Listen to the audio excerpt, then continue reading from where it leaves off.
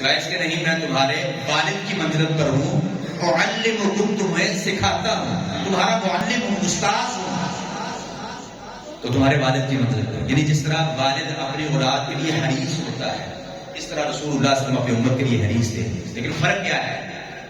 والد اپنی اولاد کے لیے حریص ہوتا ہے، اس کا حرص کیا ہوتا ہے کہ میرے فلاں رشتہ دار کے بیٹے کے پاس، فلاں ہمسائے کے بیٹے، فلاں قریب کے بیٹے کے پاس فلاں گاڑی ہے تو میرے بیٹے کے پاس فلاں ہونی چاہیے، اس کے پاس فلاں ڈگری ہے تو میرے بیٹے کے پاس فلاں ہونی چاہیے، اس کے پاس اتنا بینک بیلنس ہے تو میرے بیٹے کے پاس اتنا. یعنی دنیا کی نعمتیں، دنیا کی جو ہے وہ چدراہٹ، جاہ و جلال، یہ جو ہے وہ والد کا حرص ہوتا ہے. الا من رحم ربی، سارے ایسے نہیں ہوتے، کچھ آخرت کی فکر کرنے والے بھی ہوتے ہیں، لیکن اکثر مسلمان والد جو ہے وہ اپنے اولاد کے بارے میں ایسے ہی حریص ہوتے ہیں. لیکن نبی مکرم صلی اللہ علیہ وسلم وہ والد کی منزلت پر تھے، معلم تھے، استاذ تھے، حریص اور مہربان نبی تھے.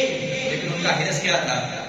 دنیا کی نعمتیں نہیں، دنیا کا جاہ و جلال نہیں، دنیا کی چدراہٹیں نہیں. رسول اللہ صلی اللہ علیہ وسلم فرماتے ہیں کہ تم پروانوں کی طرح آگ کے کنارے پر کھڑے ہو، میں بدیوں سے پکڑ پکڑ کے تمہیں بچانے کی کوشش کرتا ہوں.